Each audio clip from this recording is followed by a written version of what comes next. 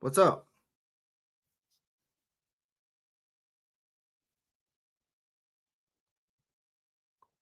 Can everybody hear me and see me okay?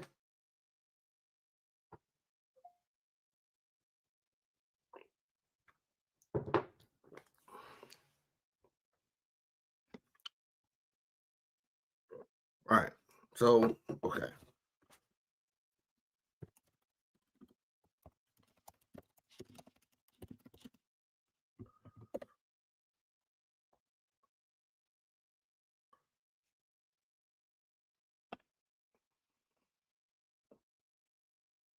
Okay, good.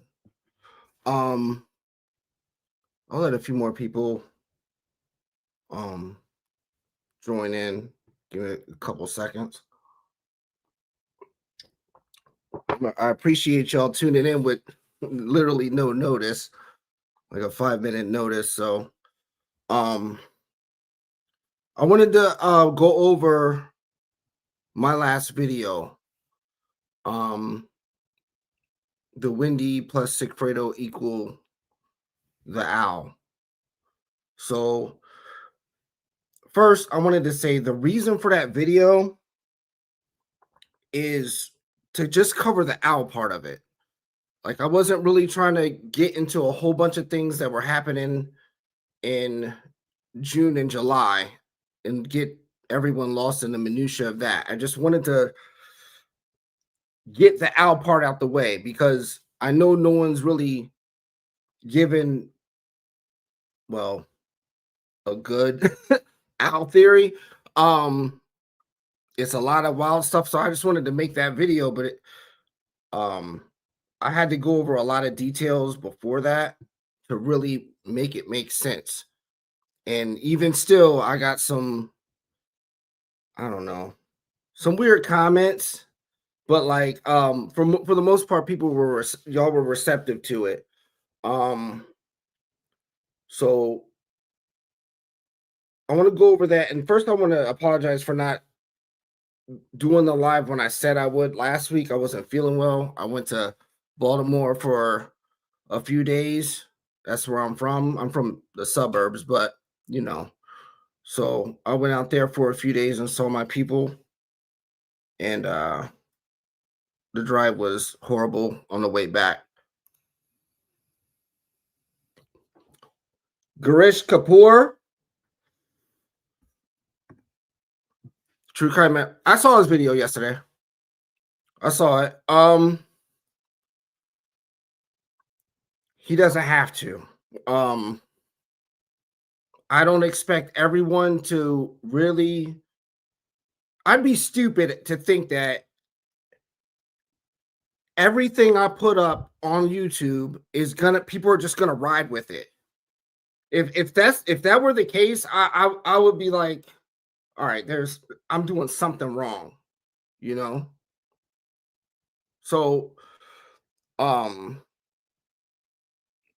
even the people who professionally, like say a Georgia Cappleman, she may convey everything as to the degree that she has training in, but I've watched a couple cases where she's taken some losses. So I pay attention to that too. You don't have to believe me.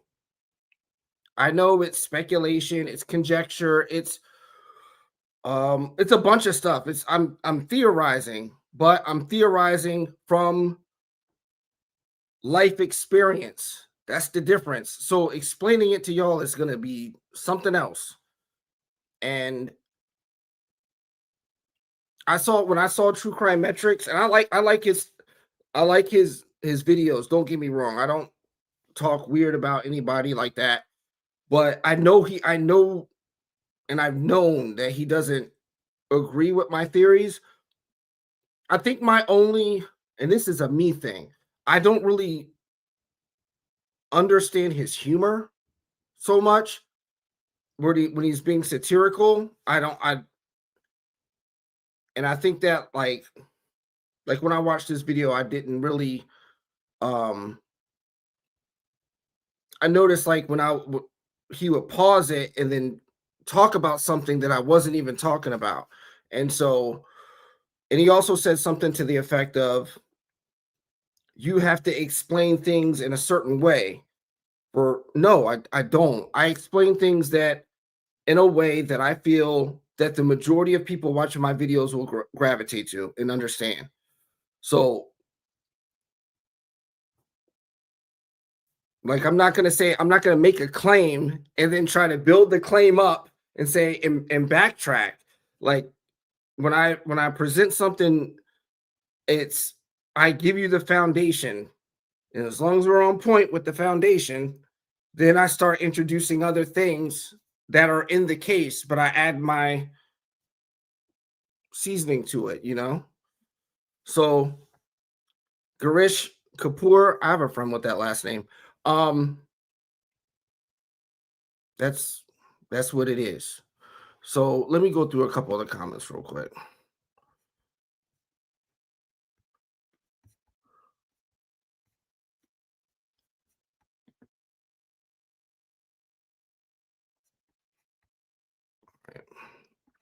New York Patriot lady says, Wepate, okay. Hi, Kylie. Hi, Sister Wendy. None of your business. How you doing? The angriest of tabbies. How are you doing? Jenny Denton, how are you doing? Saudade. Hopefully, I don't like pronouncing people's names wrong, but hopefully I got that one right. Aquarius, Karen Skywarn. Oh, y'all. And Garish Kapoor, is that your real name?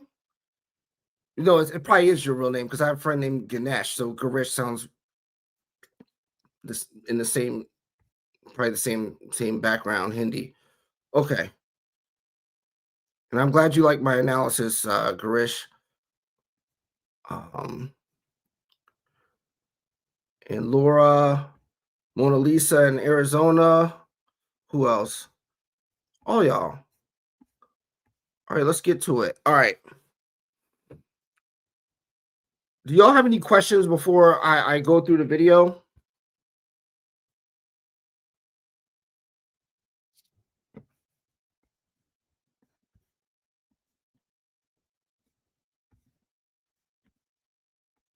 Any questions at all?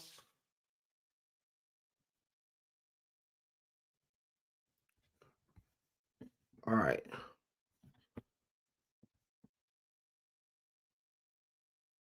I'm making sure that I can see all the comments because I don't know if I can. All right. Let me get to my video right quick.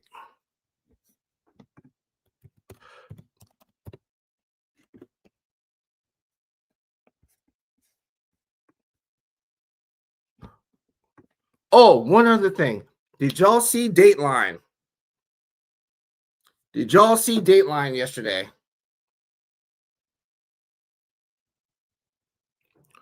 When you know Rivera gets out in 2035.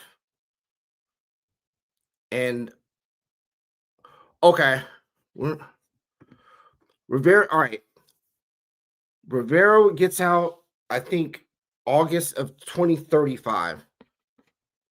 And when's Wendy getting arrested? I mean, I wish I knew, but hold on. I did some research here and I noticed a pattern. Let me get to that.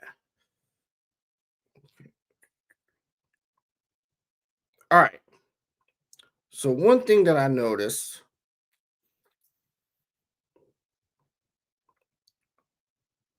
Okay.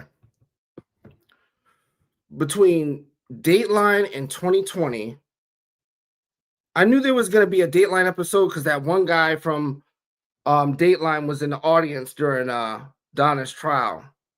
Now, a couple things. 2020, the first one aired on September 16th, 2016. Katie gets arrested October 1st, 2016. The 2020 episode that aired in 2023 was on November 10th, right after Charlie got convicted, and Donna got arrested 3 days later. Then The Dateline ones from 2020 and 2024 didn't have any arrests, but if you're going by just when these shows air and then right afterwards, I would think that something's gonna come through, and I'm hoping before like Thanksgiving or something. But that's the pattern I noticed. There were two arrests directly after these major shows airing. So, but that's my little theory on that. But I could be wrong.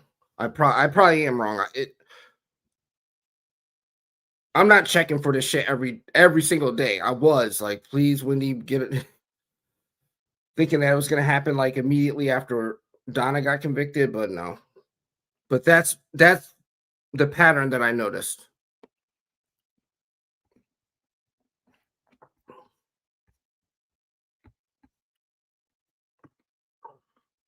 Rice Taylor Gritch, you're amazing in your content videos. Keep up the good work. Thank you. I will. I don't play. August 2035. Yeah. I'm an almanac in a sense. Like I remember a lot of random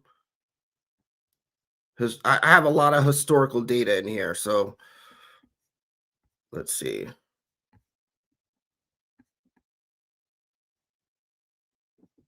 Let's hope Wendy gets arrested. Man, they can't they gotta arrest Wendy when she's outside the house or something. Cause I think like kicking at her door and stuff is not gonna be good. Yo, all right. What's up with the Jill Estrada? Is that what she's going by? Is that what people say they're going by? Shit that she's going by.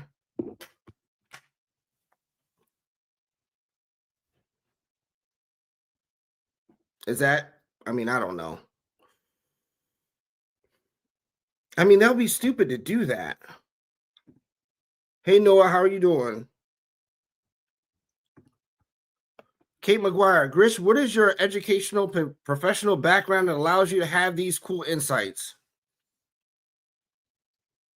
I have a different kind of resume. I'm not on LinkedIn. So it's like that. So no, I didn't go to college. I haven't done anything professionally that would no, none of the above. I'm just as someone call like that. So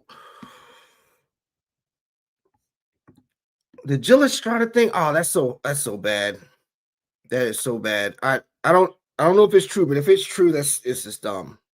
And that dude is stupid. Like I've seen those pictures with him all hugged up, all like, yeah, yo.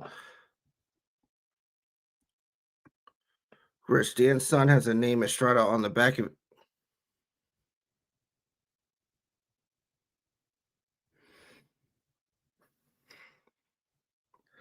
Damn, yo.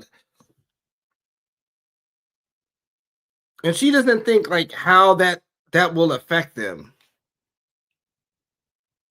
She doesn't even think that. Like they're old enough to know like the difference. I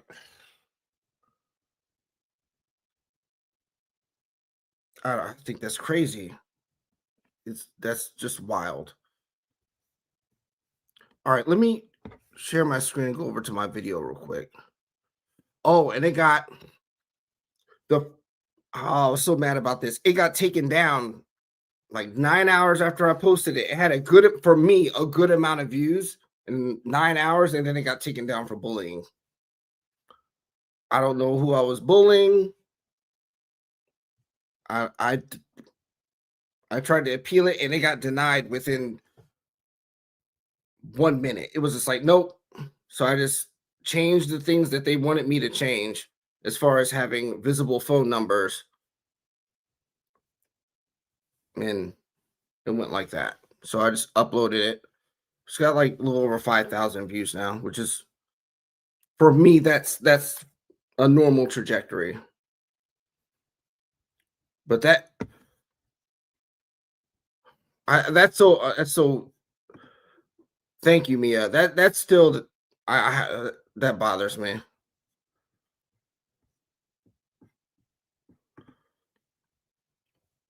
Oh, yeah, I am polite.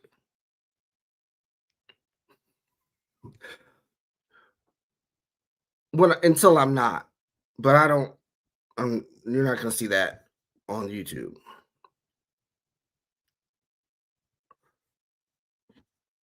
Okay, let me go into the video right quick. I had a comment a couple days ago that someone who saw a bunch of my regular videos and then they saw my live stream and they're like, I can't watch this. This is all the pauses and you don't know how to find. Look, I've done this is my eighth live stream on my channel. You can't you can't expect it to flow like a regular video. Like you don't go to a concert and expect it to be like your Spotify playlist. I mean, it is what it is. I had to block the first person I had to block, not them, but someone else. The first person I had to block on this page on my channel because they were just left like 40 comments in a couple days just saying all kinds of shit. But anyway, let me just figure out to go over here.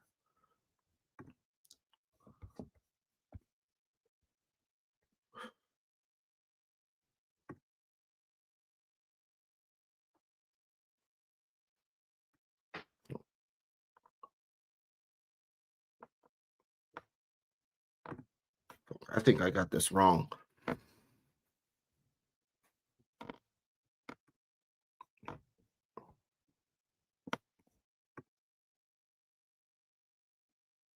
Shit.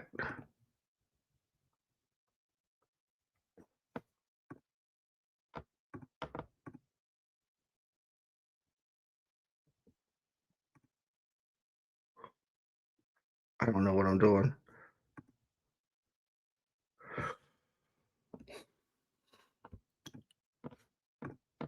All right. Anybody know how to? Oh, I think I got this one here.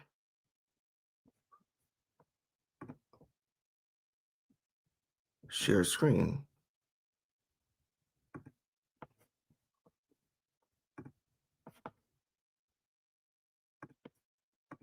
Yeah. All right. I think that's right.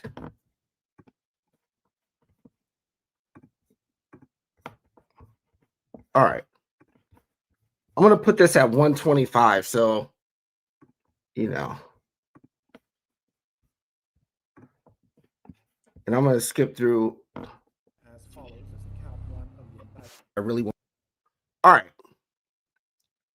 I'm assuming y'all have seen this. I'm not going to go through all the cinematography and shit like that. I'm just going to go through just the main points and then just expound on them. All right. So with this part here, this is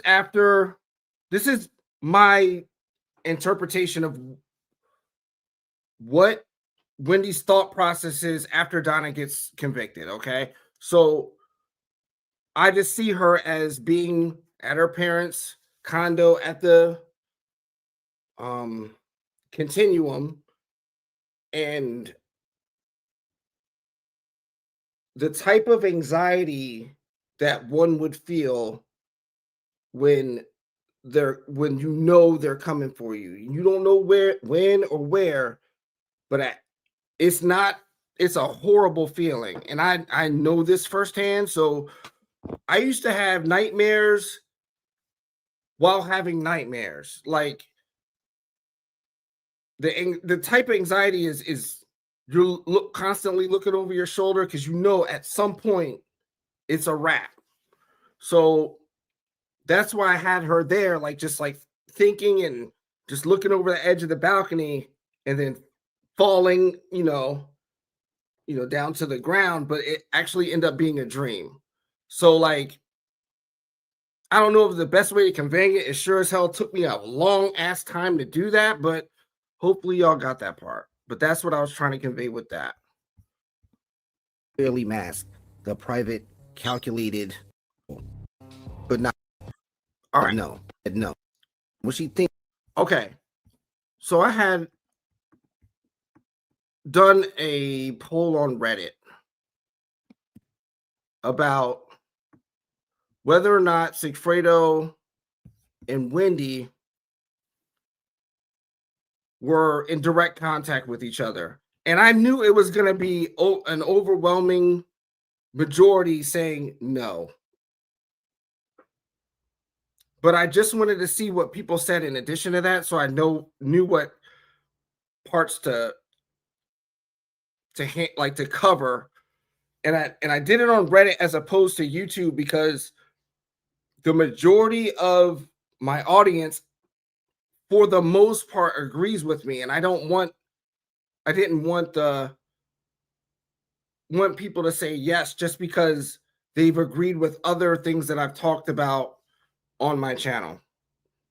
So I went to Reddit, which they're pretty vicious over there, especially toward YouTubers.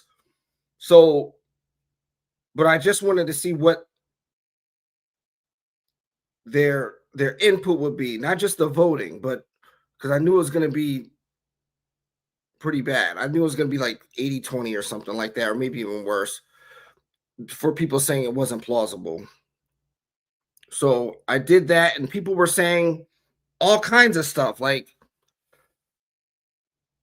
Whendi would never talk to the garbage man, and just a lot of different things. And it's like, all right, I have to let y'all know that the Adelsons, even though they're millionaires and whatever, and these people are in the hood, and the Adelsons aren't the boss. Sigfredo is the leader in this. Even though they plotted this out within the conspiracy, Sigfredo makes the rules. So I wanted to just get that out the way.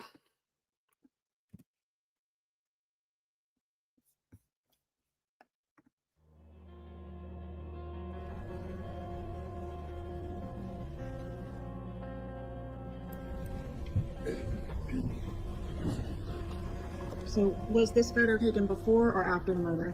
Before. Who came up with the idea to kill Dan Markel? Charlie? So Sigfredo Garcia didn't come up with the idea? No, ma'am, he did not. Luis Rivera didn't come up with the idea? No, ma'am, he did not. When did the defendant first bring this idea up to you? My first recollection was around Halloween of 2013. Around Halloween or on actual? On Halloween, yes, ma'am. All right. And what's your recollection of how that came up? We were at a Halloween party in Lincoln Road, and right before we were about to go, he got in the car with me and he asked me a question. What was the question? Do you know anybody that can harm someone? Charlie propositioned Katie on October 31st, but he can't make the decision on his own. He had to discuss this with Donna and, most importantly, Whendi, before getting the go-ahead to seek out possible hitters. On October 31st, 2013, is the day this photo of Katie and Charlie was taken. It's clearly a screenshot. You can see the AT&T bar and timestamp at the top. At the bottom, there's a faint off-white border. Using a color picker, that exact hex code comes up as E1D4CD.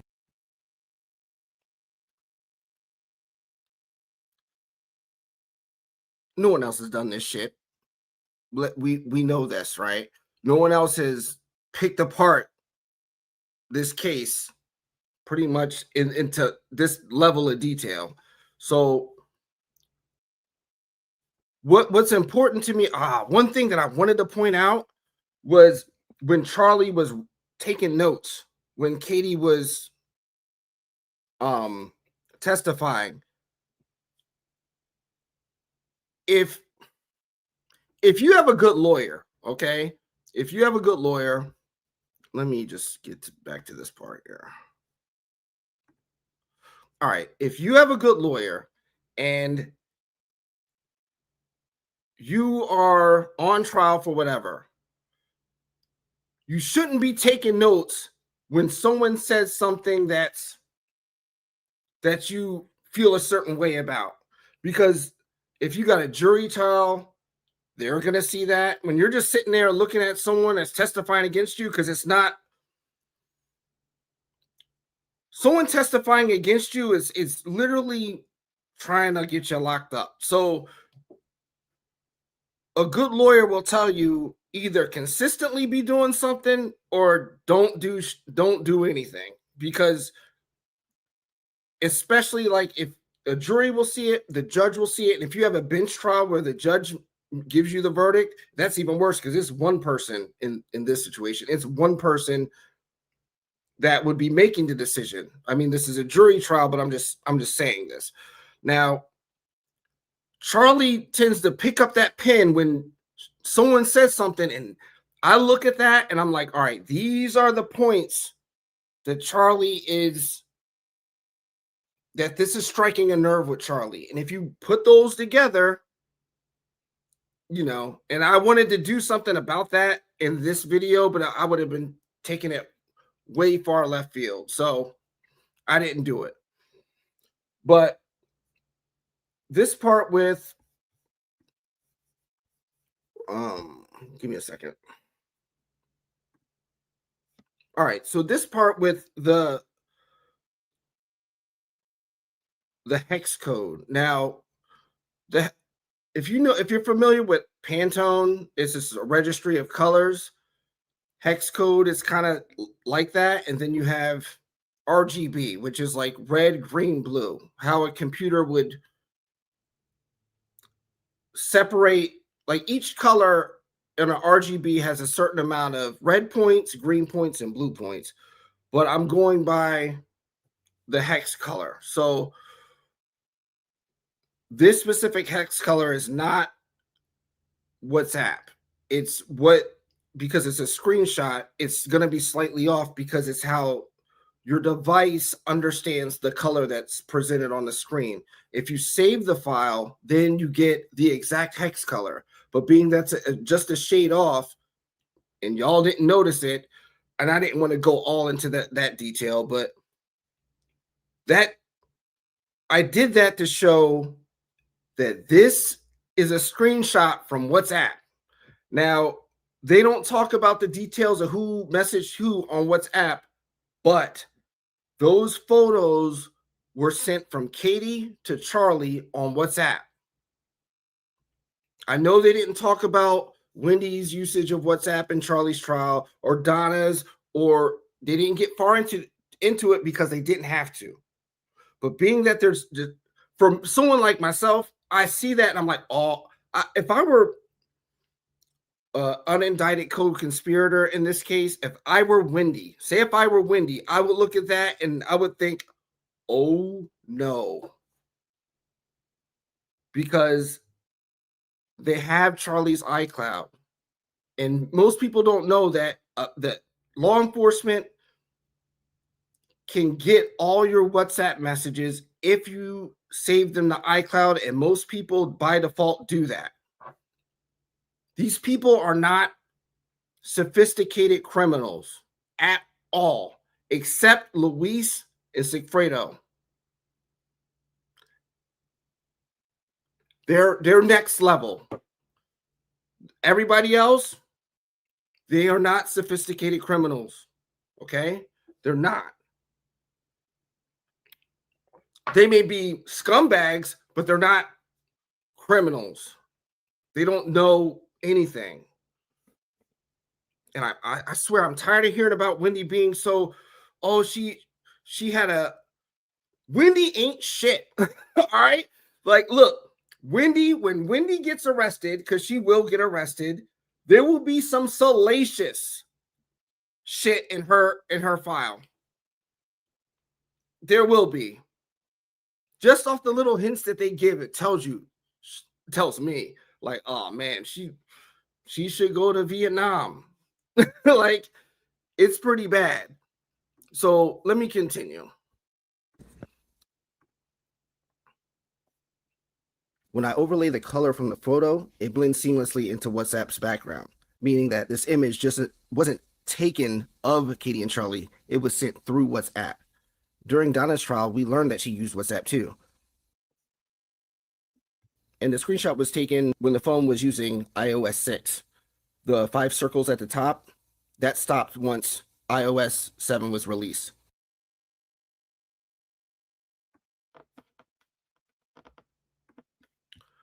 All right, that's important. So you know, as far as the screenshot being there, I did that, and I should have said this, but when people see a screenshot, they don't know when the screenshot was taken, right? So no one's using iOS 6 and iOS 7 now. They were back then.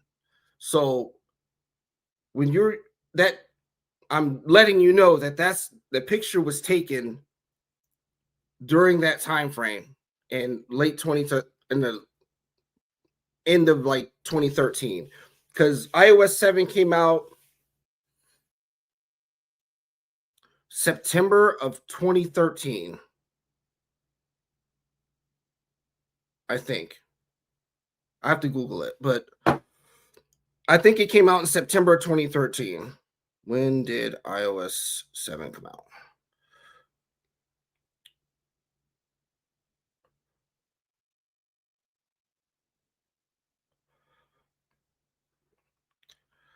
And that I have to do that because people will stick to one detail, and it's like, and I should have said something about that. I wish I did, but I didn't do it. Yeah.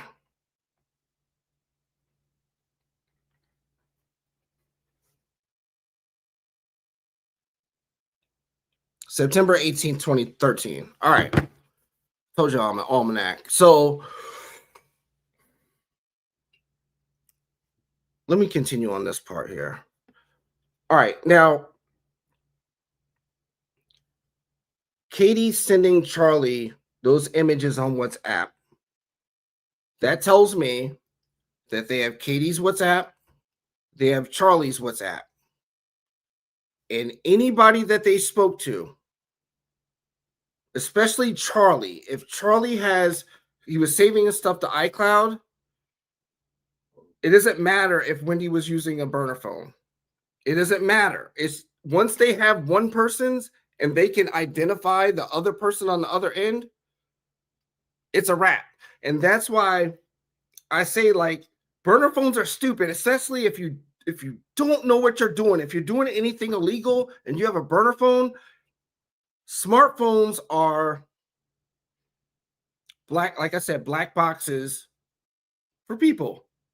And you're just giving them more of an opportunity to get you, because you're going to try to stay disciplined on your normal phone, but you're going to be talking wild recklessly on your burner phone. And then the people that you're speaking to, they most likely don't have that level of discipline to not say reckless stuff on the phone.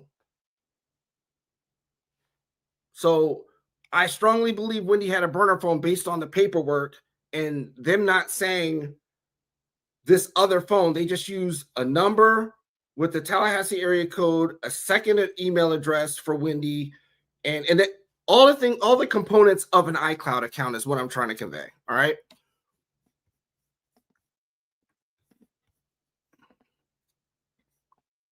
The approach happened on October 31st, 2013. Dan doesn't get shot until July 18th of 2014. So 260 days went by. What took so long?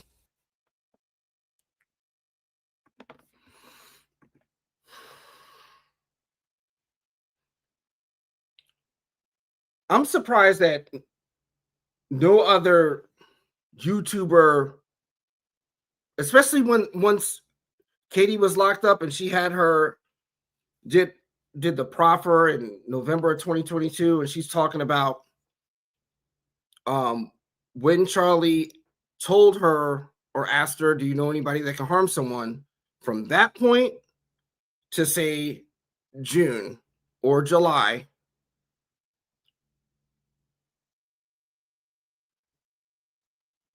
what took so long?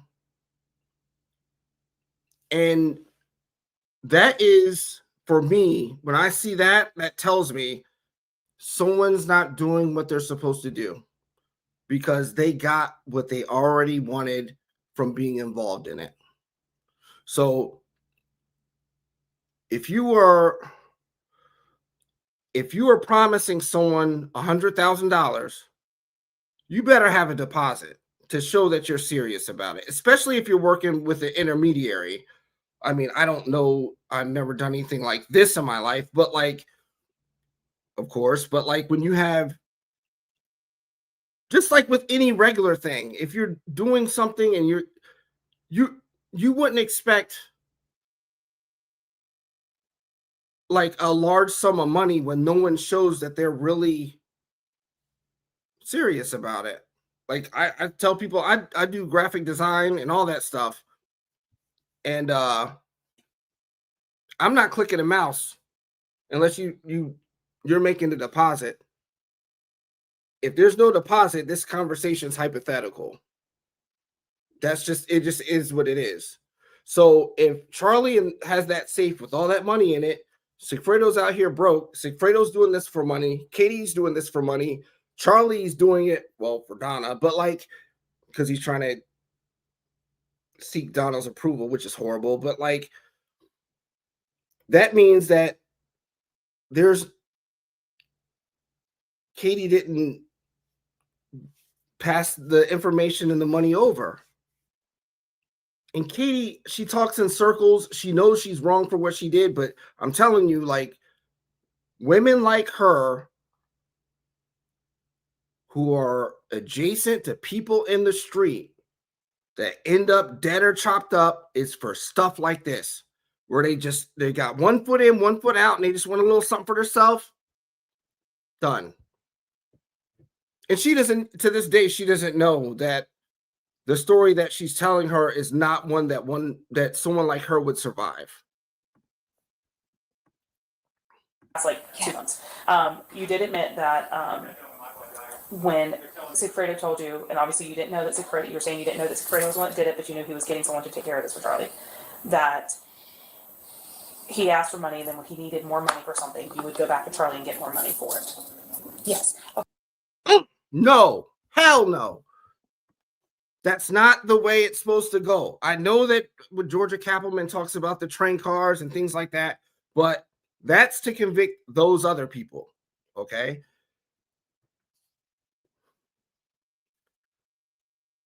No. Sigfredo does not tell Katie when he's going to Tallahassee to then in turn tell Charlie that he needs expense money. Expenses don't exist for a crime.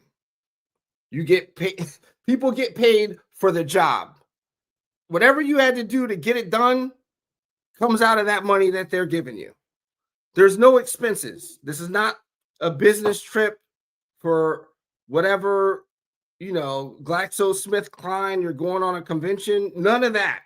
That stuff doesn't exist. All right. No one's doing an expense report when they come back home. It doesn't happen. No one's saving their receipts. Like, no, it doesn't exist. All right. So that right there is a trap. Sigfredo is telling Katie this. I believe that this is what happened.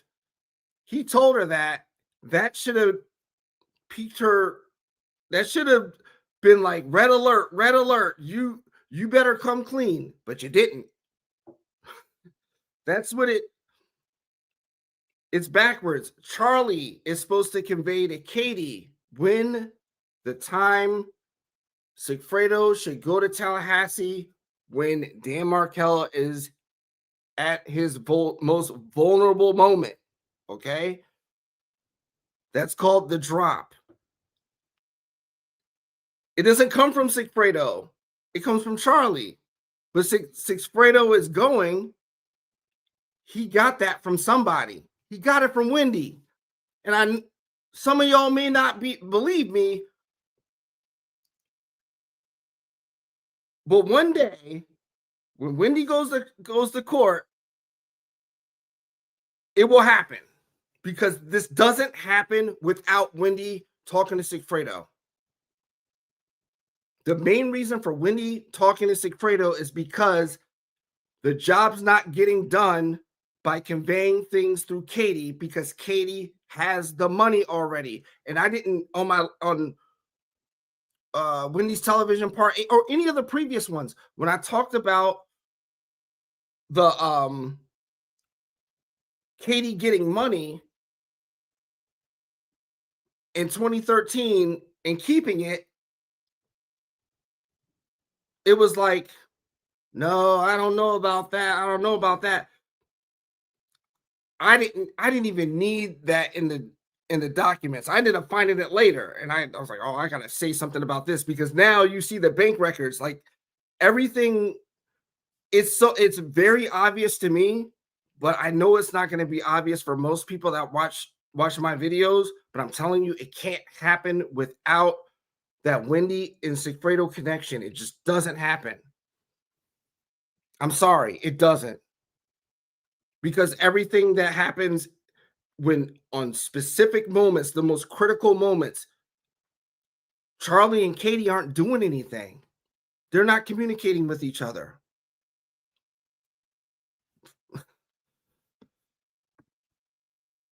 Okay, it's just that before that, okay, that paper that I told you that You got a sealed envelope. The sealed envelope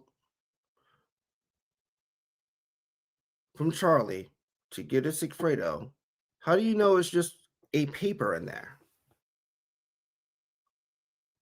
Because you opened it. Because it wasn't the only thing in the envelope.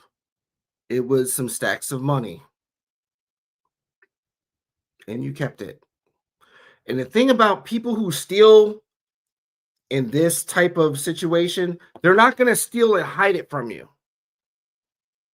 They're going to steal and then still make it available to you. So if there's some, either it's money or some kind of product, it'll be within reach of you, but they won't let you know it's there. And then they'll just gradually put parts of it into their possession and hope you forget about it.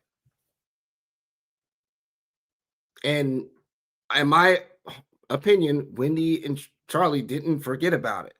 And someone like Katie in the middle like that will say anything. They'll say anything. Oh, I told him, or I gave it to him. I don't know. They'll do that for so long. And then it's like, Katie can't do anything with the money because it'll be obvious that her lifestyle has changed when she gets a windfall of money. So she puts it away and she can't do anything with it. She just hopes they forget one day. But then come, when they had that Yardbird, the Yardbird, in my opinion, was a way that it would be a means for Whendi to prove to Sigfredo that Katie is taking money, and handing her money with Sigfredo watching and Sigfredo not getting that money tells Sigfredo, yeah, she's doing this. But then when he acknowledges it, it forces him to have to do the job, even if Whendi gives him some extra bread. It's the way it is. So like if say in a less severe type of arrangement, if someone has product, whatever, and someone's purchasing it, and point A is not getting to point B, there's a couple ways to figure out who's taking stuff for themselves, and whoever's responsible for it and closest to that person also has to. If they acknowledge that this is what this person was doing, it's on them to take care of it and still come through with their end of the bargain. It's just the rules. I didn't make them up. It's just that's the way it goes. So once, and even Louise said this in his proffer at some point, it's like, she gave you the money and you know about this. Okay, you have to do this now. So, oh, Kylie, Kylie says, "Do I know Pantone? I'm pretty sure I have a couple physical copies of the official book somewhere." I know, understand Pantone and all that because I'm a graphic designer and I make dope ass videos. So that's why I know, stuff like that. Okay. I think the Adelsons wanted to off Katie and Sigfredo when Charlie wanted them to use his boat, and Katie did not want to meet his mom at the Icon.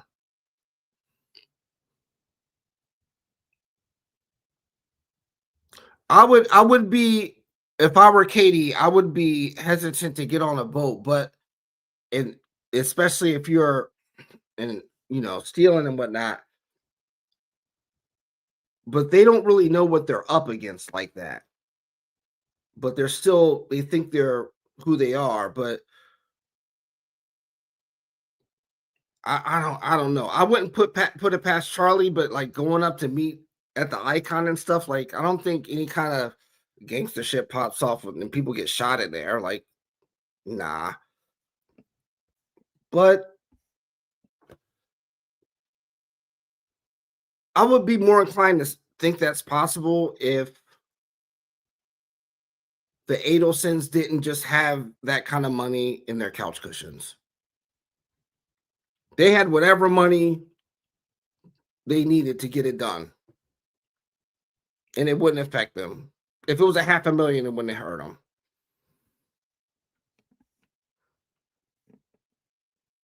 So let's get back to this. That had to have been towards the beginning of the year, Okay. 2014. At the beginning of 2014, so after Christmas, Yeah. before If Charlie wanted this done and had the money to pay, and Sigfredo needed the money, nothing being done could only mean someone doesn't have a sense of urgency. Prior trips taken. See, I said that. So let's go further a little bit more. Now, with the cash deposits, Katie is definitely living below the poverty line. She is on our, I don't know if she's living below the poverty line, but she's not doing very well. If she's put it in from the beginning of 2013 up until the point where Charlie propositioned her for this job, look how much money she deposited. Those are crumbs. Those are crumbs. So then right after that,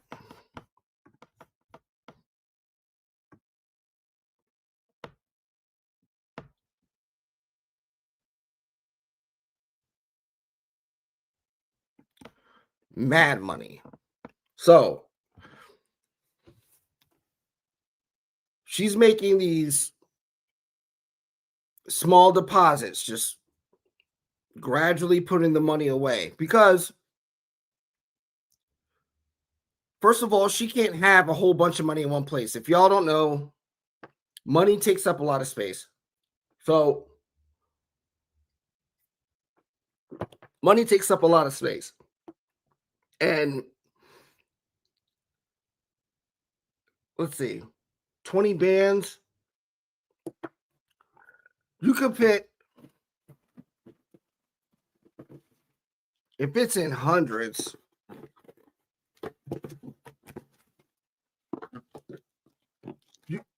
you can't really hide this. You see what I mean? Like you can't really hide.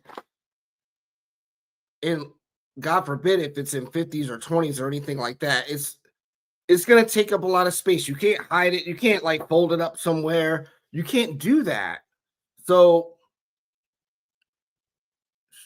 but she still had to have it in her possession during that point in time until I think the Yardbird point. So, if you look at the dates,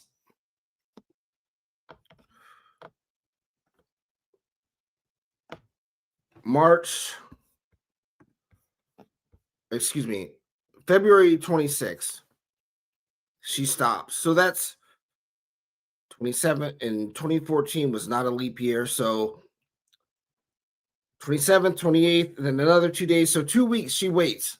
Then there's because she probably knew about the Yardbird thing, and so she didn't do anything until the Yardbird was on March 11th. So then she gets right back to it on March 12th. I didn't need that to know what she was doing. I mean, once I found out, I was like, thank you. I can actually make my theory land with this. But let me get to next question. Another question. What do you think Whendi meant when she said this is so sweet? I thought about that for a long time. And I think what she meant was, this is so sweet. What's about to happen? Like, this is so sweet. Like, I try to like put myself in her shoes, I guess, and just think like, what situation would I say that? Because I know it's not really about the TV. When the TV man is there and say, this is so sweet, it would be about what the plan that they've made is actually in the works. That's what I think. And I think that if it were something that she were thanking Charlie for, she would say that. But I don't think she's thanking him because she's running the show. She knows this, whatever, this plan is sweet because it's her plan. That's my 2 cents on that.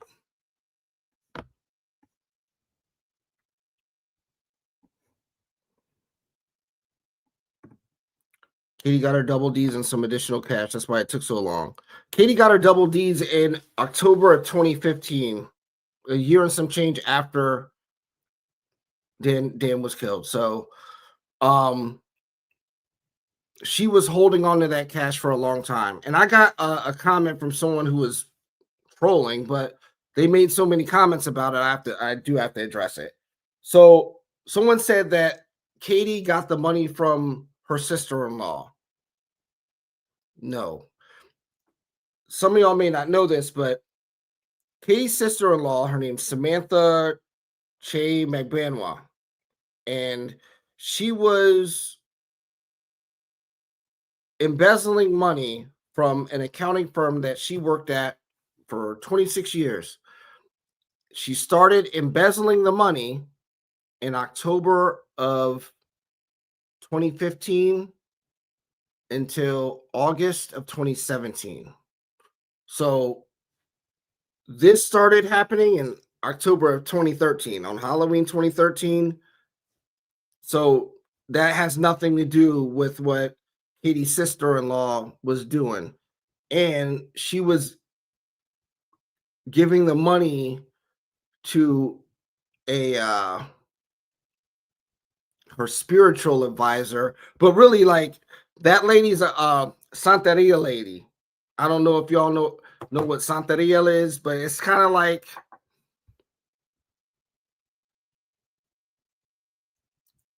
I'd say, voodoo in Caribbean, Latin American culture, and it comes from Nigeria, where we came from initially. So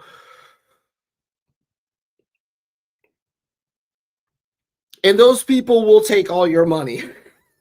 They will bless my child, and they get some whatever they do. But it's one of those things, if you might not really believe it, but you believe it, because I personally am I'm kind of afraid of those people, those kind of, the witchcraft stuff.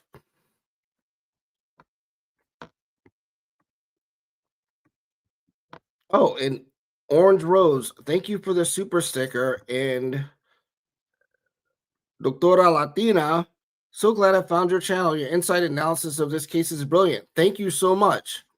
I really appreciate that. I really do. I'm putting a lot more time into this, and hopefully I'll be more consistent in my uploads and live streams. So I really appreciate it. Let me get to the other ones. Santeria, it is. I mean, people call it all kinds of different things, but if you're of the culture, you know who they are and you know what they do. La brujeria, exactly. That is exact witchcraft. That's brujeria is Spanish for witchcraft.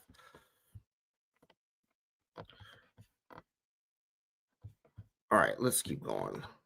I'm not trying to be all night with this. My last live was five hours long. I don't know what I was thinking, and I'm not trying to do that now. So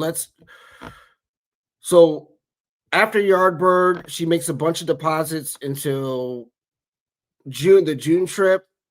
Then she starts doing it again, and she stops right before that beach picture, the beach picture with Yindra, Katie, and Whendi on Father's Day. She wasn't depositing money around that time. To me, that's she knows exactly what she's doing. She knows that they're gonna have Yardbird or whatever. She's not gonna deposit money then, and then she knows that they're gonna be all meeting up on Father's Day. She's not depositing money around that time either. And then it keeps going until she stops at June 27th. And then at this point, I think she keeps going because she knows it's going to happen. She knows she's not going to meet up with them until after it's done. True Crime Wifey, I appreciate you. And let me tell y'all something about True Crime Wifey, right? So True Crime Wifey, from what I understand, lives in Tallahassee. And I had stumbled upon our channel, and it was at that point where I was going over the map between Thomasville and Trescott in the apartment complex that's behind Dan Markel's house. And I could tell that they had blocked it off with a fence, and I really wanted to know if that fence wasn't there.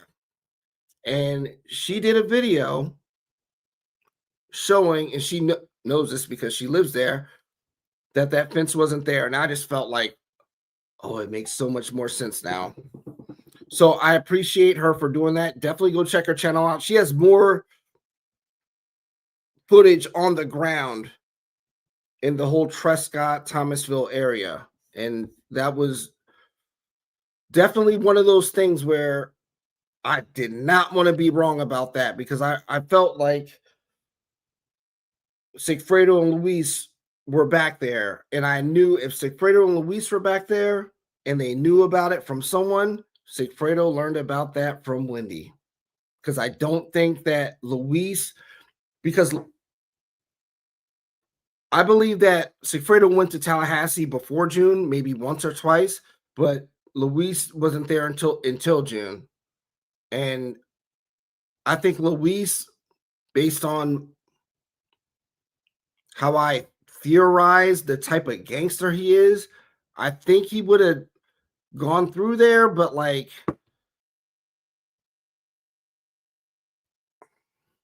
I also think that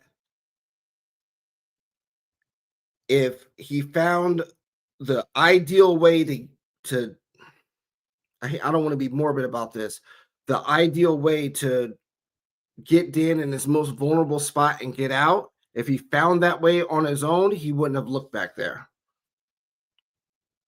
And by the way that Luis describes the situation, I think that Luis knew, probably from Sigfredo, who probably learned from Whendi, Dan's habits as far as what he does when he leaves the gym, not just like the places he goes, but the small little idiosyncratic habits that someone has that would be key for someone like Sigfredo or Luis. And one of those things is sitting in the garage on the phone. Most people, all right, so I have a garage and I don't really use it. I just I don't use it. So like my girl parks in the garage, I don't. Like I don't. Sometimes she doesn't because she's scared of spiders, and I keep spraying that stuff in the garage, but she keeps getting scared. The moment she sees a spider web, she's she's not going in there for a month. So it's like this, like those little idiosyncratic things with this is, let me just tell you. Songbits Lore, thank you so much. I love your channel and mine. A little something for all. Thank you. I appreciate you. Y'all don't know. Doctora Latina, yeah, y'all know I'm really flattered and I really appreciate it. I know I'm really not trying to sound cliche about that, but I really do. I really do. And the support, it doesn't necessarily have to come from like financial support, just watching the videos and commenting.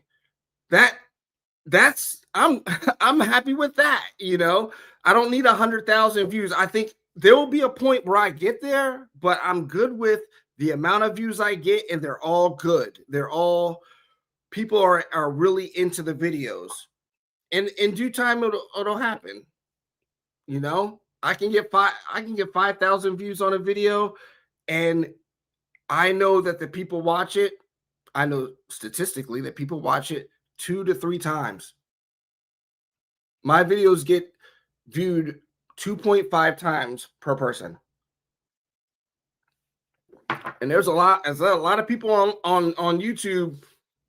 I'm pretty sure y'all know that y'all click on something and after a few seconds be like, and then go somewhere else. But they got a lot of views, but they don't have that type of engagement. But I really do appreciate that. Now, let me get back to the, hold up one second. Yo, I'm on live. I'm right here. Do you want me to unlock the door? No, I don't need anything. All right, Levi. Sorry about that. All right. So the way that they followed Dan Markel home tells me that they knew he sits in the garage for a little bit before shutting the garage, right?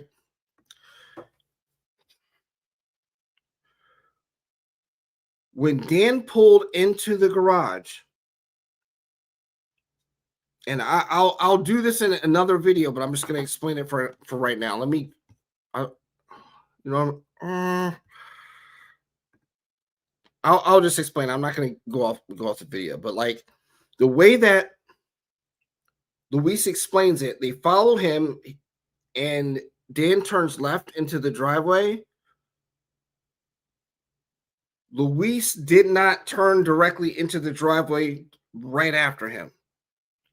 If you're looking, say the house is on your left, it seems like Luis stopped before like being aligned with the front door. So Dan goes in the garage, Sigfredo jumps out around the Prius and goes toward the front of the house, toward the front door. Then Luis goes in the driveway. And I think that based on the way Luis explains it, and also based on the dude that Dan Markel was talking to on the phone, because Dan Markel said, there's someone behind me that I do not know. Someone, singular, one person. He only saw Luis. He didn't say there are a couple guys behind me. No, he didn't say that either. Someone behind me I do not know. But when Luis pulls behind Dan a little bit to the right, because Dan's kind of in the center, he pulls behind him and sits there. From Dan's perspective, he's looking, his rearview mirror is up and to the right, looking that way. All right. He's looking at what Luis is doing while he's on the phone. And Sigfredo goes right into the garage on the driver's side, and Dan doesn't know what hit him.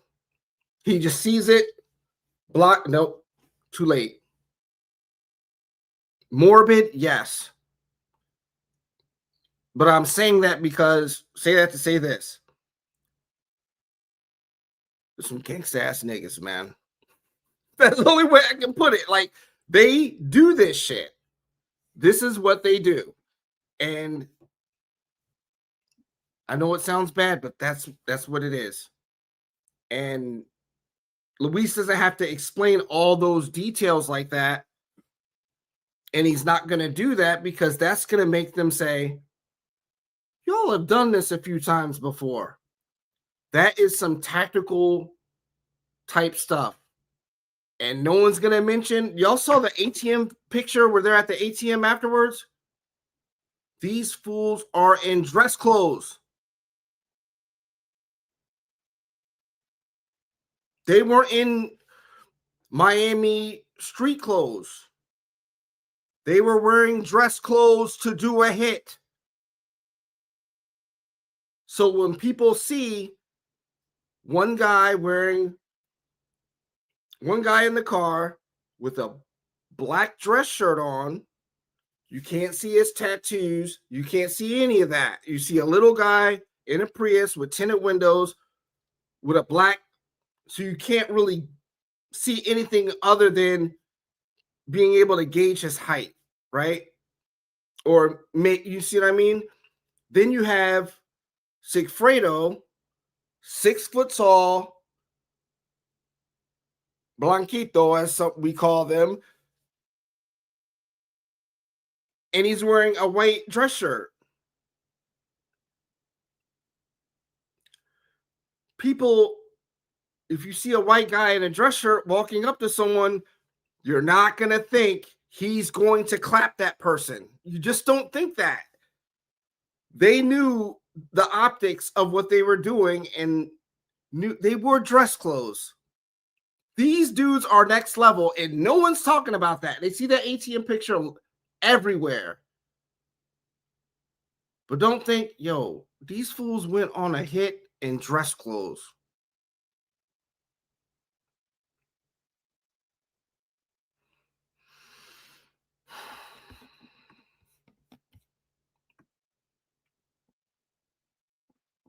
All right, the Jeffrey Lacasse,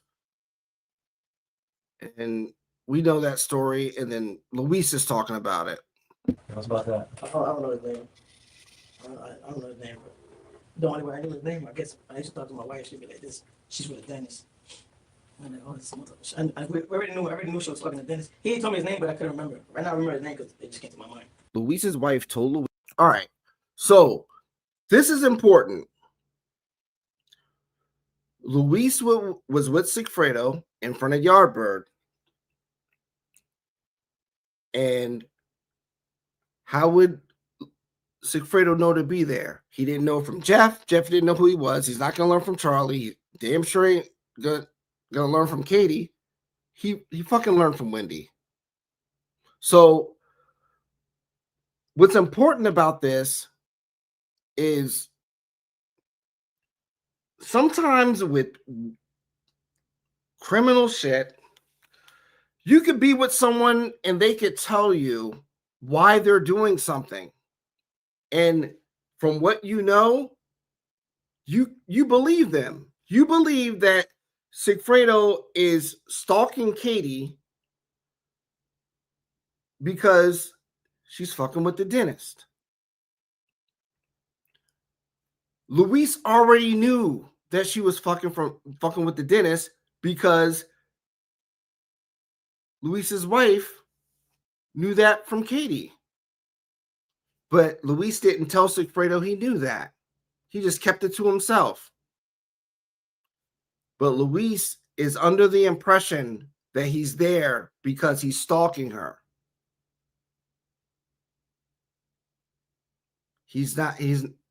Sigfredo doesn't tell him that he's there to verify that Katie's stealing money.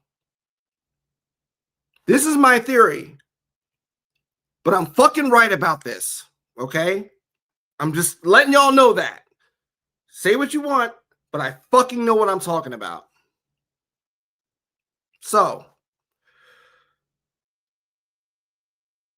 Sigfredo is saying, oh, he wants to drive right through him. He's putting this anger on, like, about Katie dealing with the dentist, and Luis already knows about this. He doesn't tell Luis about the money part because Luis is not involved in it yet. It's not for Luis to know about it. And Sigfredo probably has known this dentist shit for a while, because if you heard the wiretaps with Katie, Katie's an evil bitch. Katie's one of those bitches that's like, yeah, I'm fucking the dentist, and you don't know what he's doing with my mouth after 5 p.m. Like, she's that type. She's that type. Katie is a fucked up bitch. I'm just gonna lay it out there, just like that. So, Luis was not part of this hit yet. I believe it was the other guy named Jorge. And I believe that because of the depositions that he's given over the years. The first deposition that they took in this case was him in December of 2014. And he was arrested on June 2nd, 2014. Basically the day that they were supposed to drive to Tallahassee, he was arrested for attempted home invasion. That's what he was arrested for. So he's arrested for that, in prison by December, but he can't get out of jail to go do the hit. That's why Sigfredo, after all those months of knowing about this, brought on Luis, because he didn't have the Jorge guy available. And that's why he went to Luis's house. It's like, look, I got a rental car. This is what's going down. We're going up to Tallahassee. It's a robbery. Now, I believe what Luis said, that Sigfredo told him that it was a robbery first, because I don't believe Luis would be interested in doing a hit on a civilian. So he interests Luis in robbing a drug dealer. That's fair game in the criminal world, and there are plenty of people that rob. That's what they do. They rob drug dealers. So if you're asking, some of y'all have asked me this, why would he bring Luis on? Why wouldn't he keep more money for himself? Because you can't spend money if you don't get out of that situation. If you're not able, if the logistics surrounding that, the logistics surrounding a robbery are kind of that type of robbery are the same of what they're doing. Luis is not Luis is illiterate. He can't really read, but he reads people. And I believe deep down that Luis kind of knew that this was going to be more than just stalking Katie at Yardbird and all that other stuff, because, or like when he brought that up to when Sigfredo brought that up to Luis in June, I believe that because Luis saw Whendi at Yardbird. He saw her at the Yardbird thing, and He saw her in July. He knows exactly who Whendi is. Whendi is not like the. First of all, Whendi ain't a fraction of as fine as some people say she is. She's not all that pretty. She's frail, and she is. Whendi ain't shit in her blue contacts. That's how you know someone's about to lie to you, because they got blue contacts, color contacts in. Like, you're about to lie. You got those color contacts. But Luis, before Luis even talked about Whendi in his proffer, he picked her out of a lineup. It's documented. It's in my iCloud somewhere, and I don't feel like digging it up right now, but it's there. Luis knew exactly who Whendi was. So by the first time he saw her in July, he knew exactly what was going on. And he asked her, "Who's that lady? Who's that lady? Why is she staring so much?" He's not asking because he wants Sigfredo to look. He wants him to finally be upfront about what this is all about. That's like it's so, sometimes it's difficult for me to explain like the inner workings of certain shit, but it's like certain questions should be taken very offensively. If someone's like, "I know you know more than what you're telling me," and you don't, that's a major problem.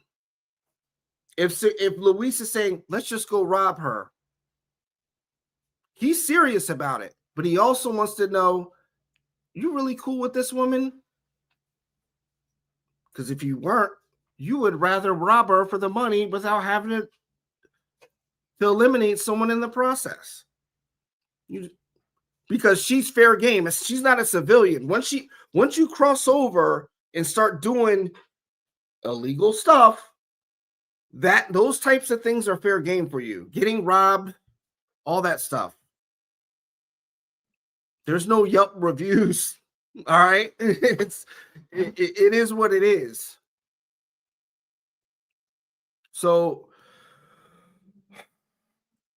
that's what I'm going to explain on that part. But let's fast forward a little bit. That Katie was dealing with a dentist. So Luis knew about this before Sigfredo told him, being that Luis, the trust between. It's fucked up, and you over here stuck in this hole. Like, come on, you're not an ugly guy, man. You gonna get whatever you want. Like, leave her, but I know you wanted to get the car and smash right through him. Like, yo, I'll get off the car if you gonna do all that stupid shit. Luis and Sigfredo were at Yardbird. She's at the bank depositing. All right. I already went over this part. Now let's change gears and talk about burner phones for a second. A smartphone to a person is like a black box to an airplane. The type of data a smartphone stores is way all right. Detail records. I talked about this before. I believe that Whendi had a burner phone, a smartphone. I think that Sigfredo had a burner phone that was like a flip phone, like a typical track phone. I think that Whendi was using WhatsApp on the burner phone. And I believe that based on the call records that I showed y'all. I might even skip to that part. But I think that when it comes down to talking on WhatsApp and all the stuff the data that's going from one person to another within their family in Katie, I think that it was on that burner phone because of how enthusiastic. There was no hesitation in Whendi giving up her regular phone to Detective Isom. Because if you had something even a little, just think about this. All right, just in regular life, we're going to talk about this in regular life. If I showed you something on my phone and you were like, "Can I see that?" You're going to be like, "Doot, doot, doot." I'm going to show you, and I'm going to be like this. Like, you're not going to swipe over and do anything else. People are guarded about that shit. Wendy's like, you see what I mean? She was like, "Yes, yeah, yes.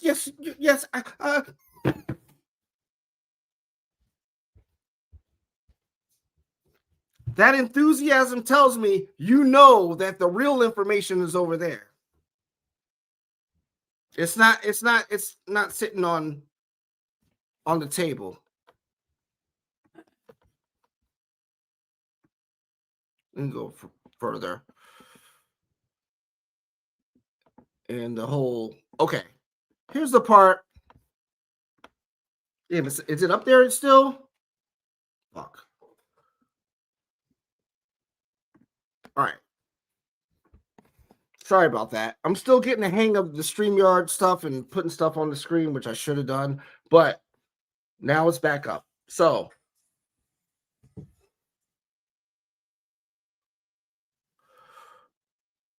okay. So,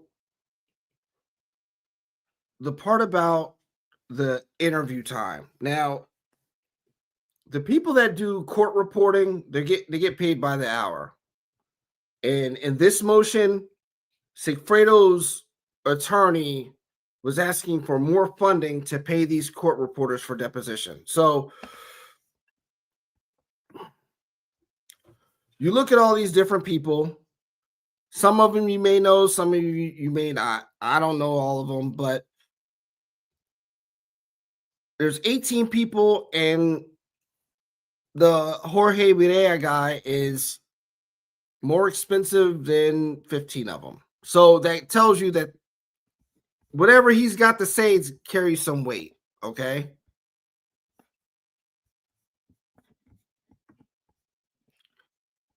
True crime knitter. Yeah, definitely. She was prepared for that. They were using WhatsApp for text, not voice, trying to hide. You know what? I'm not sure when WhatsApp started doing voice. I didn't use WhatsApp for. I don't think I've really ever used WhatsApp for. Yeah, I have, but not like that. I like it's better. It's better for text.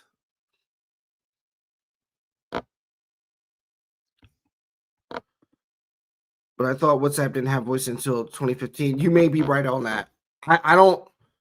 I know I never made a voice call on WhatsApp in 2014, but that doesn't mean like it didn't exist. But I really don't think it was around until 2015.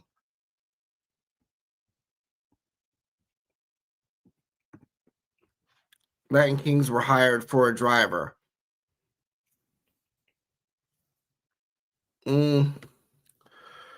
It's more like I said a little while earlier. It's more than just a driver. It's the logistics to be able to get out of there.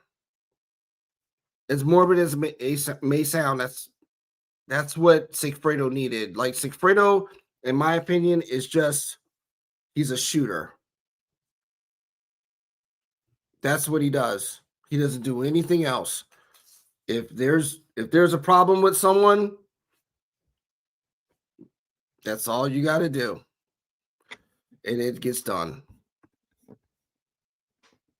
And I know that they say that Sigfredo was not a member of the Latin Kings. The FBI didn't think. The FBI might thinks otherwise or thought otherwise because they were calling him King Tuto in the Latin Kings Rico. There's not like an official list, like like an employee extension list, like this person works here. No, it's not on like what is that website where people work for someone that's like this at such and such.com. It's not like that. You don't know really who's around the people that you're targeting. You don't really know who's a real member or who's an associate or someone that's just cool with people. You don't know. That's why being around gangs is a whole problem, because if you're like, say, if I were around a specific gang, which I never was really around any gangs like that. Like I have known people who are in gangs, but I wasn't around them, like as a group, because you don't know who they have problems with. And if someone from their opposition sees you with them and then say, oh, it sees you over there somewhere else, they could get you just because they saw you with them. They don't always like walk around with bandanas and all that stuff like that, and all the different things that you would think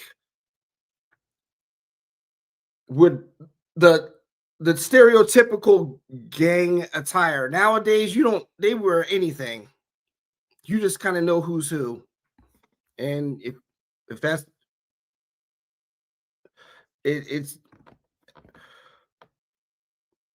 I don't know if Jorge is one, and I don't know if Sigfredo was or wasn't, but the FBI back in 2014 sure did. And I'm not saying this happened, but this is with the Latin Kings. All right, so most gangs, you're in forever. Okay, you might not be an active gang member, or with all the craziness, you might take a step back. Some gangs, like I'm talking about Latino gangs, some of them, once you can be out of the gang once you have a child. I don't know if that's I don't think that's stands for Latin Kings, but they have something called a golden gate. And if you want to get out of the gang, you may have to get out of something. You may have to do something, whatever the gang thinks you need to do, to their benefit, to amicably be out of the gang. I'm not saying like Sigfredo was in the gang and then he did this Dan Markel thing and that the funds from that got him out. I don't know, but I'm just saying, for someone to be considered a Latin king by the FBI 1 year and 2 years later, it's just straight up considered like he's just Luis's friend. I don't know, but I'm just saying that's something that can happen. I'll try, but I could probably get someone who really knows and can, if they'll get on a live stream with me and explain it. Someone who's with them. I just have to ask. I mean, I'm not guaranteeing that, but it's a possibility. Someone that can explain it much better than I can.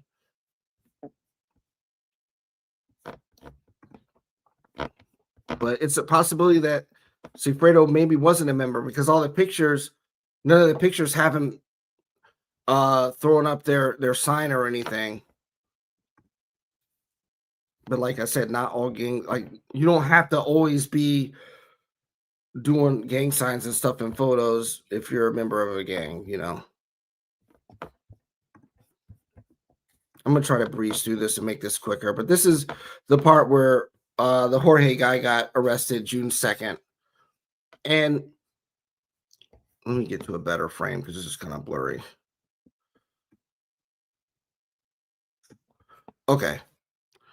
So let me get over here. All right.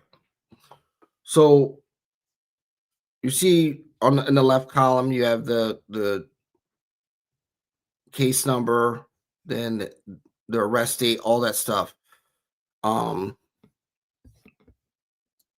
But one thing that caught my eye is this part right here. Defendant released to Jackson Behavioral Health. That's I don't know. I mean, if you're doing attempted burglary on an occupied dwelling, no, that's some serious stuff. That's basically a home invasion. Okay, attempted home invasion. And so If you're doing stuff like that, you really need the money and you are not all there.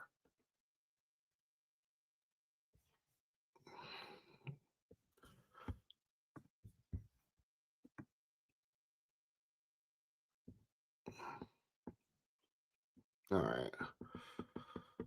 We already know what Katie's talking about. Let me just do this to make this a little bit, to just expedite the process. What parts out of the video do y'all have questions on? And it's better if I go about it that way. Hold on. Let me just go through the questions first.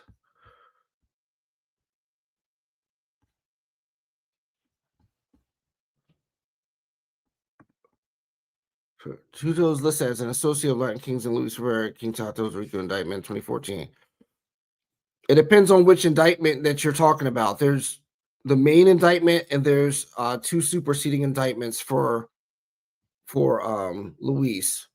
But in one of the indictments, in the complaints, he's shown as King Tuto. He's not listed as a defendant, but he's called that.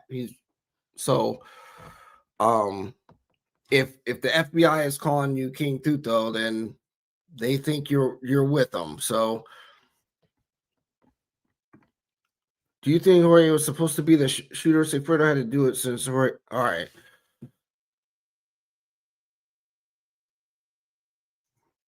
Maybe. I think that Sigfredo,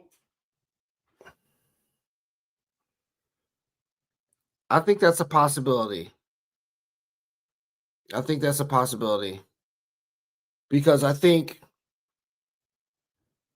if the way that Luis said that Sigfredo's like, oh, you should do it or whatever like that, like being that that's what Sigfredo is supposed to do, I wouldn't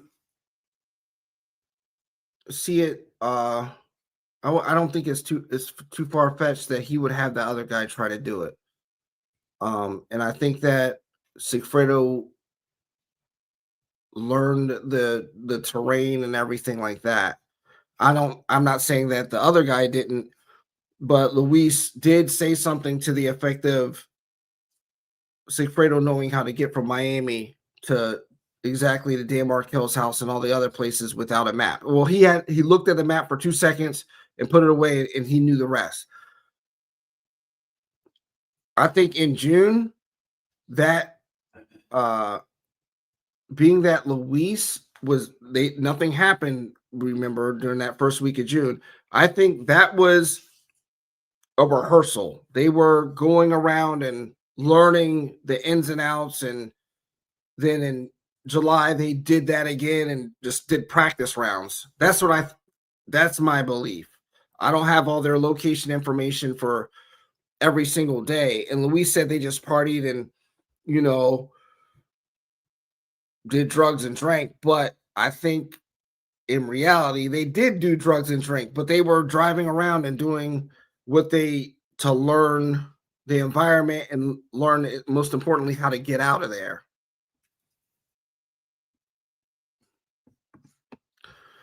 All right. She didn't have time to shower and change for lunch because she was filling the gaps either. Oh, okay. With Whendi. I don't know, but I think Whendi, on purpose, being that I believe that she was there when it happened. She was on Trescott by way of Thomasville Road and going through the woods. And I think she purposely dressed in green, tan, and black so she can blend in with their environment, because those are the colors of camouflage. The owl, all that talk about this means owl, and it's a bird of prey, all that.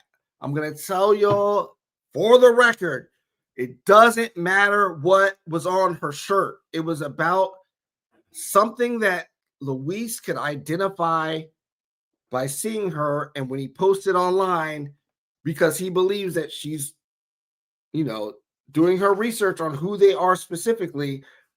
It could have been a cheeseburger on her shirt. It could have been a Wu-Tang on her shirt. It could have been anything.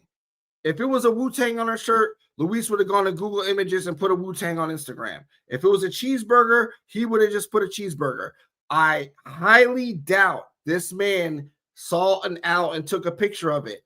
I strongly believe that he went on Google Images and screenshot an owl and put it on Instagram for the purposes of seeing the reaction that comes back. Because if there's a reaction for his post that goes from the person that sees it back to him through Katie, he knows that she's watching. And Katie trying to tell him to take it down. Katie's not in any position to tell Luis to do anything. Nothing. So she feels like she has the power because she's next to the people with the money that she can tell this man to go take something off his Instagram. No. Just that reaction lets Luis know what the order of things is on that side. That's the whole purpose of the owl post. It's not a secret code to let's say good job, guys, and all that other stuff I was reading. No, this is some top tier gangster shit that people do to let others know I fucking saw you. You weren't supposed to be there. And I know you're looking at my Instagram and you're going to panic once you see something that you were wearing, me posting it and it getting back to me. Because Katie, I'm pretty sure Katie didn't just keep it to herself that Charlie answered the door with the gun in his hand. Charlie answered the door with the gun in his hand because a couple buenos want their fucking money. Simple as that. I told her we'll come to her house, all that. All this code talk. No, it's not about that. It's literally, this is the bump. This is a different kind of bump. The bump that you saw from the FBI with Donna walking down in that multicolored shirt down the steps and all that shit with her little crossbody, whatever, Robin Hood pack she had. That is a carbon copy of what Luis did. Listen up. When Luis made that post, he got the reaction from the other players. When Donna was approached, the FBI got the reaction from the other players. When Katie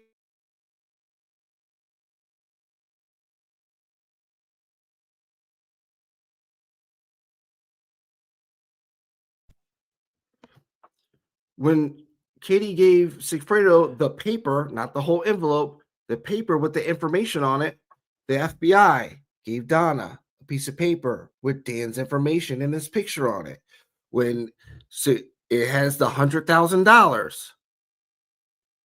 And then, I don't know what was written on it, but Whendi gave Sigfredo $5,000.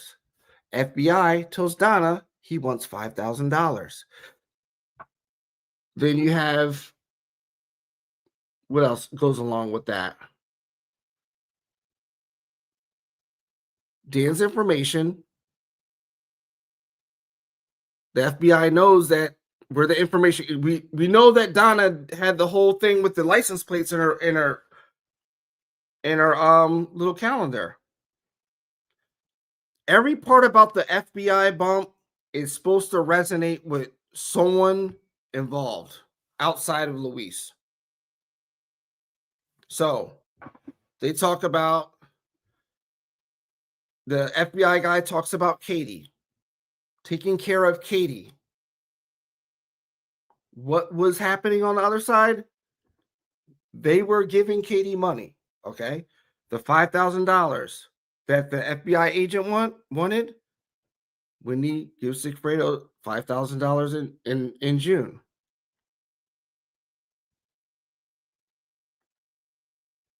The photo of Dan, all that stuff, the printout on the paper, Charlie and or Donna know what that's about. Everything in the FBI bump has something in it that resonates with someone else on the other side, and they get them talking.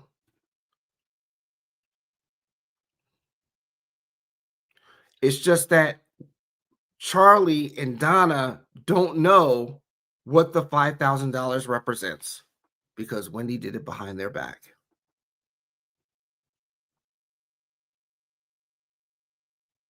Does that make sense?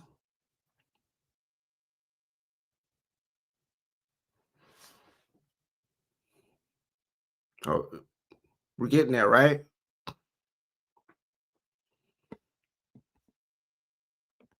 So all that bullshit that Charlie was talking about with that extortion payment plan, all that stuff, no, it's rooted in some truth. But since Charlie uses a white collar federal attorney, defense attorney, for a state violent felony conspiracy, all you get from Charlie in his defense is justification for financial anomalies. And that's what you will get with a Dan Roshbaum. He doesn't do violent felonies. He does white collar crime. So you're going to get a white collar criminal defense attorney giving you your defense theory. You know, it's not going to be so like he's. That's why I say this case is deeper than Markel's murder, because every last one of them, they specialize in white collar federal conspiracies. They don't do violent felonies on state level. That goes for Maricel Descalzo, the one that was first representing Donna, the one that's like this, you know, Dr. Zapp, remember her? White collar crime. Charlie's first attorney before he dropped out, mainly white collar crime. Zellman, white collar crime. The one lady with the oversized suit jackets, I forgot her name, but I should know it, but I forgot. She was a judge, but she's garbage too. Rashbaum, white collar crime. Jesus. All of those, like, all right, let me just say this. If there's a conspiracy and you want to know what they're trying to not lose their freedom over, go to their attorney's website, and all those cases that they're so proud about, put the type of cases together and get an average. That's what the problem is. It has to do with financial crime. There's no reason for 34 federal agents to be on a state violent felony conspiracy. 30 plus federal agents on Donna's trial.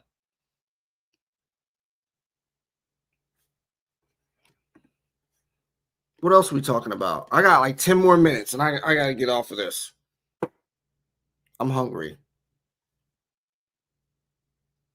And Wendy's lawyer, John Laurel was Donald Trump's attorney.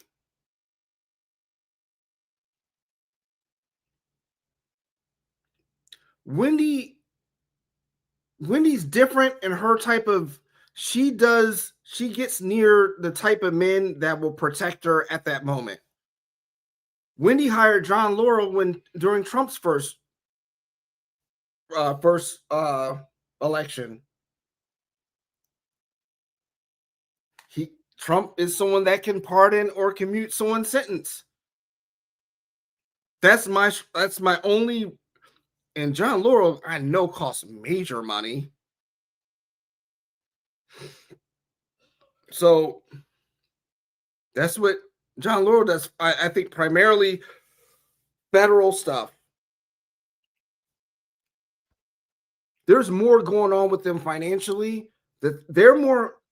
The Adelsons were Charlie, Donna, all them. Their main focus, their attorneys were about white collar crime, corruption. Who knows who? But these guys specialize in federal corruption cases, Medicare fraud. There's a lot more going on with them that we don't know about. It's just that getting them convicted for this will kind of make the other things moot.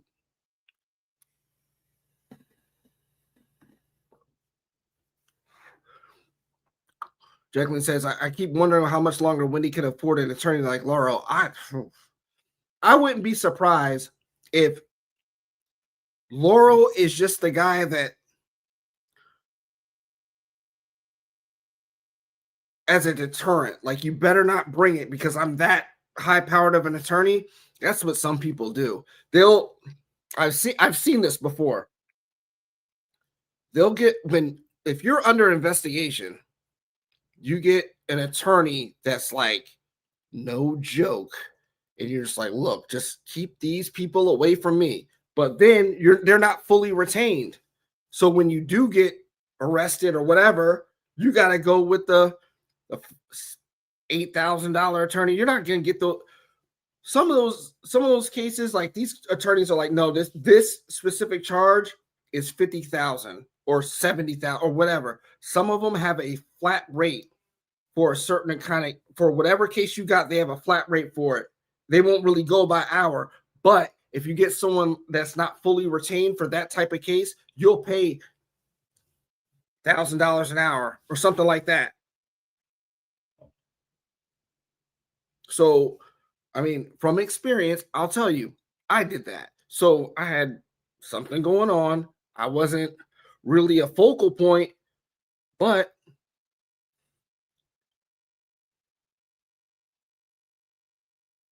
the FBI was coming to my house when I lived with my parents. Them and the Secret Service. I needed these fools to stop coming to my people's place because they could only imagine what I was doing.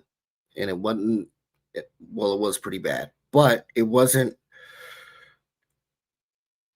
bad. So anyway, I got this one lawyer who was specialized in that type of crime on a federal level. And at that time, I had to pay her $400 an hour. But I didn't get arrested. I mean, like, they were trying to get me to come and give them some information, but I don't know anything. So that's what it is. And they probably thought my parents were paying for it.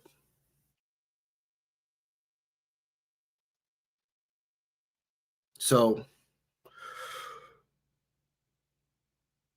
if I were to actually have gotten indicted for that with the other people, it would have been a much, I would have had to get someone that I could really afford, you know? And someone asked me about why doesn't, and I'm going to make a video about this, but I'm probably just going to leave this here with what I'm about to say now. And then, yeah. So someone asked me, why won't Sigfredo give up anybody? And because that's not that's not the way it's supposed to go.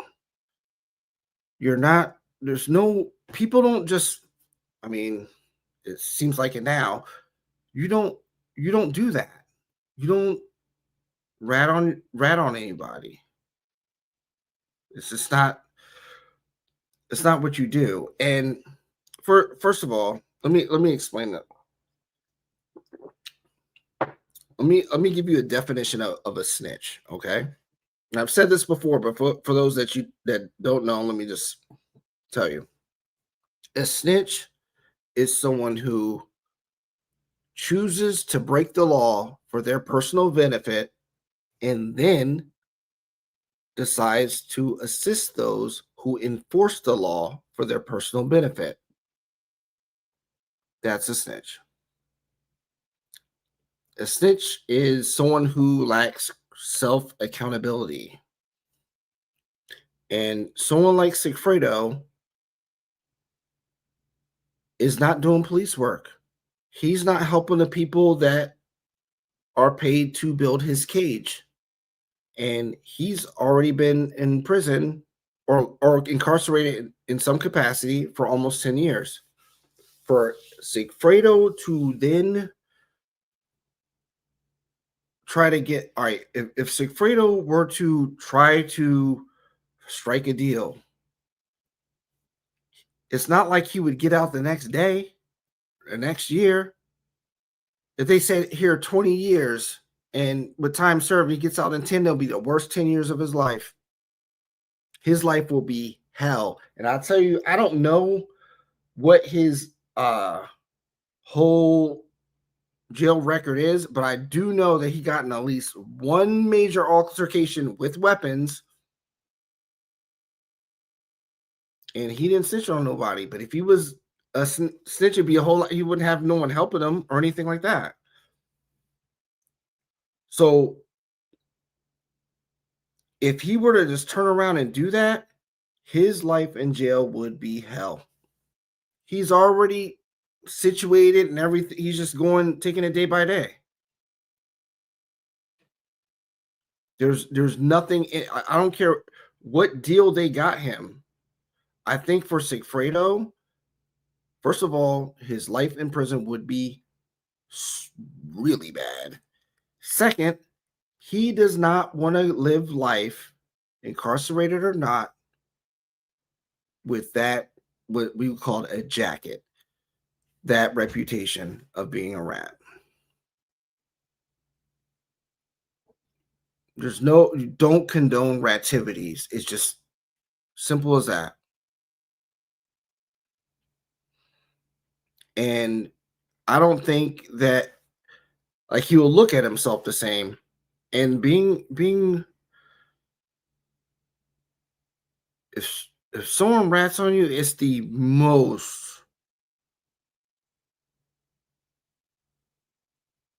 worst form of betrayal. It is.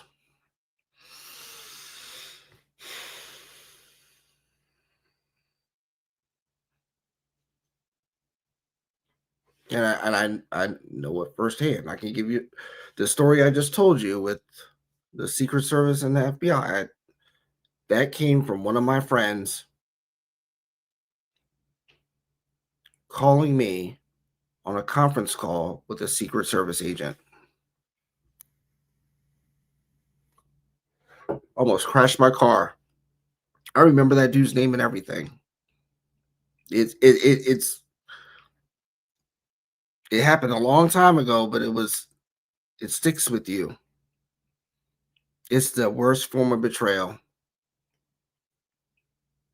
And he wanted to,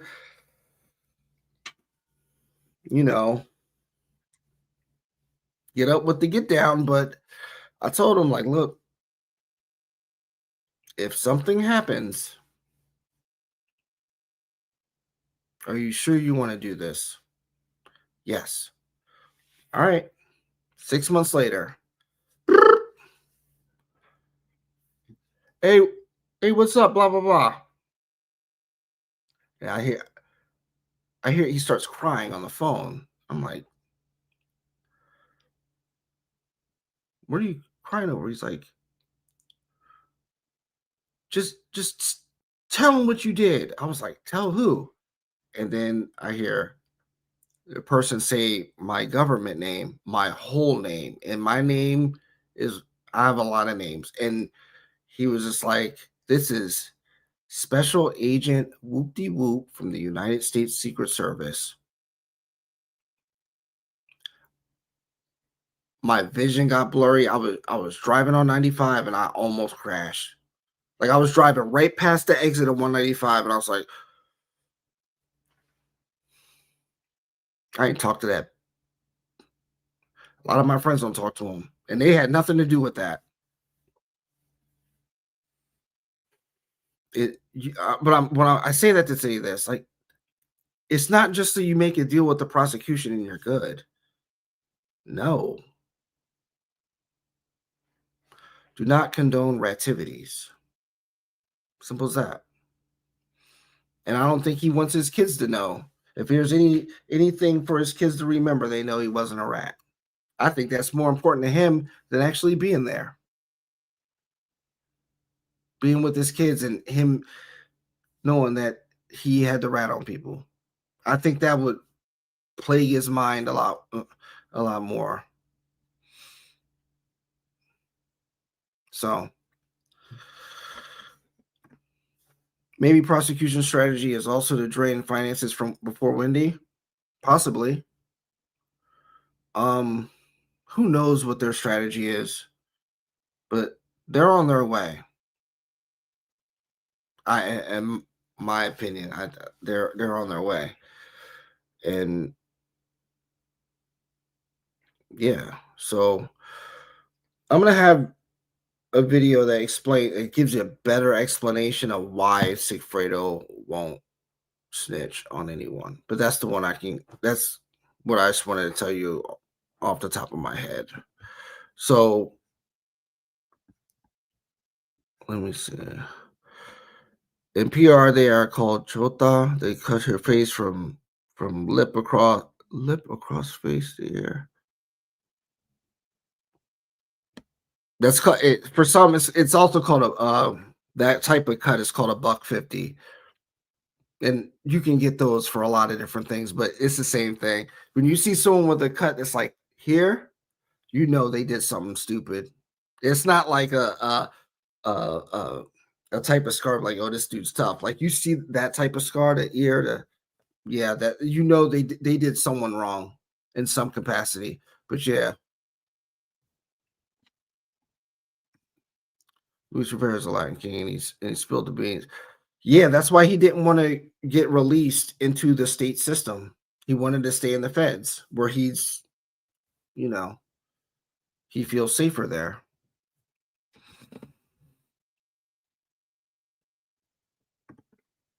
Georgia's scary that he's easily led by a cute Southern gal. You're talking about Georgia? Georgia is cute.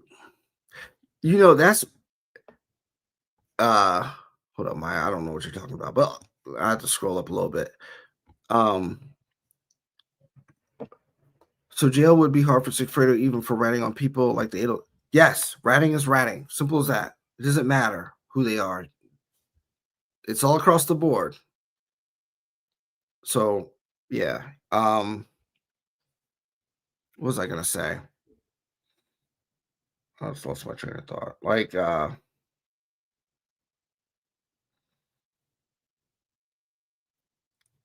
you're not like it's I mean, I'm giving y'all too much information about me, but to explain this to you, I'm telling y'all, like it's just not, it's not the way y'all think. It's not like, oh, he just tells me that. It's just like, no, your life will change, and don't do police work. Like if there's any question, like the stuff I'm doing now, I'm explaining things to you, like that's clearly not doing that because I'm not trying to help myself to get out of anything. I'm just giving you, giving y'all the game a little bit, but no, it doesn't work that way. It's about self accountability. That's all it is. And we already went over the owl part. What else did we went over the money part, the finances and things like that. Yeah, that's pretty much it. But I'm gonna have that video about Sigfredo and the reasons that he won't snitch. It's gonna be a little bit a solid video about that. But yeah, that's I think that'll do it. 2 hours flat. And I appreciate y'all watching. And especially the last video. I got a lot of good comments out of that one. And I appreciate y'all watching and commenting, good or bad. As long as it's in good faith. If it's a bad comment, you know. So yeah, that's about it. Y'all be safe. I appreciate you guys.